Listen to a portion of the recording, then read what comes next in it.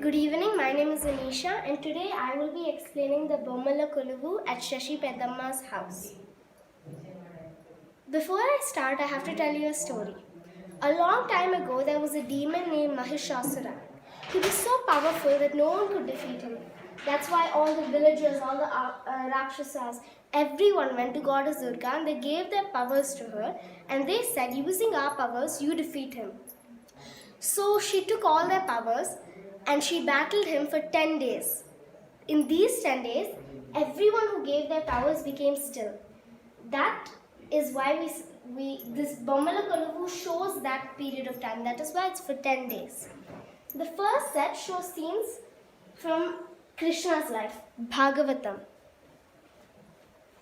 The third set shows scenes from Rama's life, Ramayanam. The middle and the main set is this. The first step shows gods and goddesses, then Dasavatars of Lord Vishnu, then Ashtalakshmis, then saints. These set of saints worship Lord Shiva. They are known as Nayanars. These set of saints worship Lord Vishnu. They are known as Alvars. The next two steps show a few saintly people, a few events of gods, and even us mortals. For example, that's a birthday party. That is Sai Baba, that's Sri Tyagaraja, and here that is Vishnu riding Garuda. The last step shows Shashipriya and Krishna Padnana and all they need for a happy life.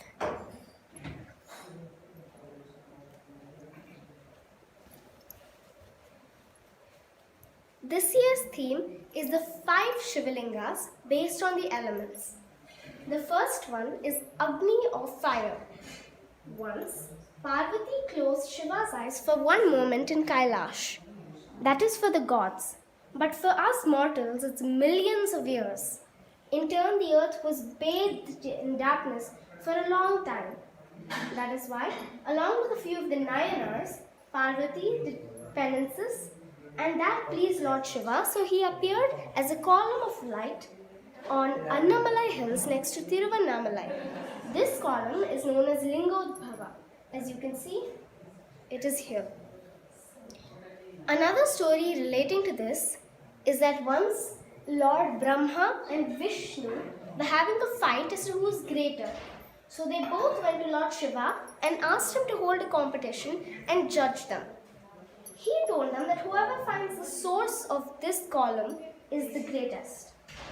So Lord Vishnu immediately took the form of a bull, the Vara avatar, and he started digging. But after many years, he realized that it's futile because it's endless. So he came and he accepted defeat. He came up and he accepted defeat. Lord Brahma, on the other hand, lied and said that he's already reached. That made Lord Shiva really angry, so he cursed Lord Brahma, saying that no temples will be built for him and no one will worship him. That is why there's only one temple of Lord Brahma in Rajasthan. Next is the second linga, that is the Prithvi linga. Which the element is earth. Once Lord Shiva cursed Parvati to have dark skin like Kali. And he sent her to earth. To retain her form and earn her place in Kailash, she went to Kanchivaram and did penances under a mango tree. This temple is called Ekambareshwar because Ekambareshwar means Lord of the mango tree. As you can see over here, once Lord Shiva set fire around her, so she prayed to Lord Vishnu, her brother, who took the crescent moon from Shiva's head and made the rays shine on the fire, and he put it out. There on that side is Lord Vishnu and on this side is Lord Shiva. While she was here, Parvati Devi created a linga out of mud known as the Prithvi linga near Vegavati river at the back. The river was almost flooding the linga, so to protect it, she embraced it. That made Lord Shiva really happy, so he came and took her back to Kailas. On this side, the third scene, you can see that is a washer whose name on that side, his name is Tirukuri Puttonda. He washes the clothes of all the other Nayanars, all the 63 Nayanars. because he has great respect towards Nayanas because he loves Lord Shiva. So to test him, Lord Shiva once came in the form of a Brahmin, an old Nayanar, and he gave him his clothes and said, "You wash my clothes by the evening." Then he created rays in such a way that he created clouds blocking the sun rays. So Tirukuri couldn't dry the clothes, but he couldn't disappoint Nayana, so he hit his head to a rock, and that made Lord Shiva really happy, and he made him a Nayanar known as Tirukuri Nayanar. This is the sky or Agaya Lingam. So once in Tillai forest, it is in Chidambaram. Once in Tillai forest, Lord Shiva along with Parvati took a stroll. In the same forest, there were a few sages who believed that they could take into power what the gods do by doing rituals. So he wanted to test them, so he came in the form of a Brahmin asking for Bhiksha. They were about to grant him Bhiksha, but their wives were enchanted by him, so that made them really angry and they sent wild animals to devour him. But he tore them apart. Then, using all of their combined strength, they invoked demons and he killed the demons by doing the Ananda Tandava. Next is the Chidambara Rahasya. So this is a Nataraja temple in Chidambaram. It is believed that Lord Shiva along with Parvati are in a state of bliss doing the Ananda Tandava. We cannot see them since we are mortals, but we know that they are there by looking at the bilva leaves on top. Those leaves are Lord Shiva's most favorite. Moving on. This is the fourth linga, Vayu Linga, in Andhra Pradesh, in the temple Sri Kalahasti. It is known as a Vayu Linga because Vayu is a great devotee of Shiva.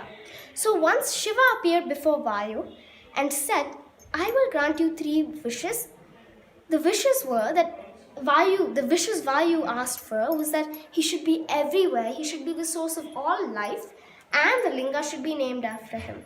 So as you know, air is everywhere, we cannot stay without it, and it is known as the Vayu Linga. The temple is called Sri Kalahasti because, as you can see here, it had 3 main devotees: Sri, a spider; Kala, a snake; and Hasti, an elephant. The spider would spin its web on a tree next to the linga to protect it from harmful sun rays. The snake offered gems to the linga, and the elephant washed the linga using water from its trunk. A section in Sri Kalahasti is known as Navagrahasthala. It is called so because this is the place where the demons Rahu and Ketu were blessed by Lord Shiva. This place is famous for young women who want to get married and couples who want children, and many marriages take place here.